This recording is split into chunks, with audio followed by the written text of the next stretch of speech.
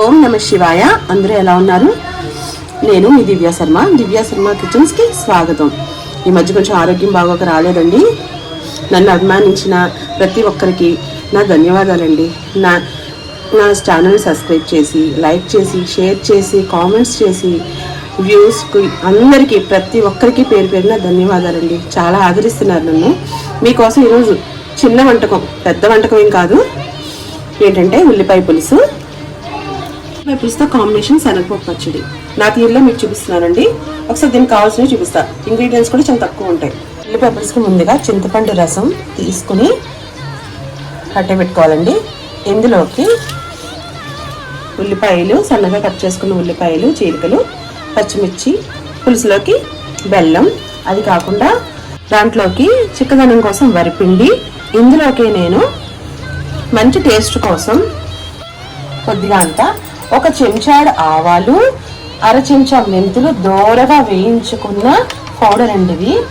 ఇది కూడా 1 చెంచాన్నర వేద్దామండి. ఇది హైలైట్ అండి. ఇదే పులుసుకి టేస్ట్ వస్తుందండి. ఇది వేయడం వల్ల పులుసు మంచి టేస్ట్ వస్తుందండి. నేను ఇది ఎలా చేయాలో పూర్తిగా చెప్తాను. ఈ ఉల్లిపాయ పులుసుకి కాంబినేషన్ శనగపప్పు పచ్చడి అండి. పచ్చి శనగపప్పు, ఎండు మిరపకాయలు, జీలకర్ర, కొద్దిగా అంతా వెల్లుల్లి, ఇవి ఆ ఉల్లిపాయ పులుసుకి కాంబినేషన్ అండి. చాలా బాగుంటుంది. ఉల్లిపాయ పులుసు కలుపుకొని శనగపప్పు పచ్చడి నంచుకుంటే బాగుంటుంది. శనగపప్పు పచ్చడి వేడివేడి అన్నంలో కలుపుకొని ముద్దలు తీసుకుని ఉల్లిపాయ పులుసులో నంచుకొని తింటుంటే స్వర్గం ఇక్కడే ఉంది కదా అనిపిస్తుందండి. ట్రై చేసి చూడండి. ఇప్పుడు నేను ప్రాసెస్ చూపిస్తాను మీకు. ఎండు మిరపకాయలని వేసి, జీలకర్ర వేసి దోరగా వేయించుకోవాలండి. కమ్మని వాసన వస్తుందండి. మనము శనగపప్పు కంటిపల్లి వేసుకుంటే కటక్కుమని సౌండ్ వస్తుందండి. అంత దోరగా వేయించుకోవాలి. వేయించుకుంటే ఆ రుచి చాలా బాగుంటుందండి. కమ్మని పచ్చడి, తీయగా పుల్లగా కారంగా ఉండే పులుసు కాంబినేషన్ ఉండి అద్దరిపోతుంది. మీరు తప్పకుండా ట్రై చేయండి. ఇప్పుడు దోరగా వేగిన శనగపప్పులో ఒక్క సెకండ్ వెల్లుల్లిపాయలు వేయించుకున్నామండి. దోరగా వేయించిన శనగపప్పులో వెల్లుల్లిపాయ కూడా వేసి కొంచెం పచ్చివాసన పోయేదాకా వేయించుకుంటే పచ్చడికి బాగుంటుంది అన్నమాట. దీనికి రుచి జీలకర్ర, వెల్లుల్లిపాయ వేయండి, మంచి రుచి. ఇందులో చింతపండు కానీ ఏమి యాడ్ చేయకూడదు. కమ్మని పచ్చడి ఇది. ఎందుకంటే ఉల్లిపాయ పులుసు కాంబినేషన్ కదా, అంత కమ్మటి పచ్చడి అనమాట ఇది.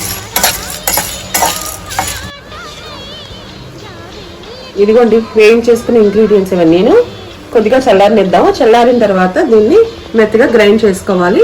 పచ్చడి రెడీ అయిపోతుంది. ఇప్పుడు పులుసులోకి వెళ్దాం. ప్రాసెస్ చూద్దామా. ఫస్ట్ నూనె కాగిన తర్వాత కొద్దిగా జీలకర్ర, కొద్దిగా అంత ఆవాలు, 2 ఎండుమిరపకాయలు, ఇందాక సన్నగా తరుక్కున్న ఉల్లిపాయ చీలికలు వేసేద్దామండి.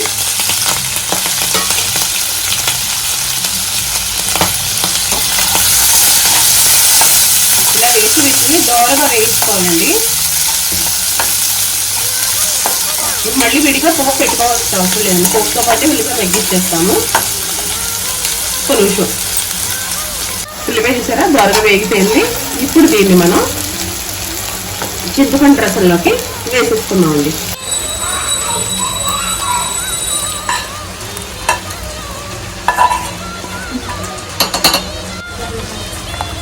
చింతపండు రసంలోకి వేసేసుకున్నాక ఇందులో మన రుచికి సరిపడా ఉప్పు, కొంచెం బెల్లం ఎక్కువ పడుతుంది.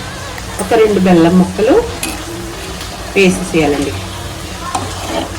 ఇది 1 నిమిషం మరిగించాలండి. కాసేపు ఒక 5 నిమిషాలు మరిగిన తర్వాత మనం ఇందాక పెట్టుకున్నాం కదా వరిపిండి, ఆవా, మెంతి పొడి వేసింది, అది నీళ్ళల్లోకి కలుపుకుని పులుసులోకి వేసేసుకోవాలండి. ముందు ఇది ఒక 5 నిమిషాలు ఉడికి చింతపండులో ఉన్న పచ్చితనం, బెల్లం కరిగిపోయి, సాల్ట్ అది కరిగిపోయి పులుసు రెడీ అయిపోయిన తర్వాత లాస్ట్లో వరిపిండి పెట్టుకుందామండి.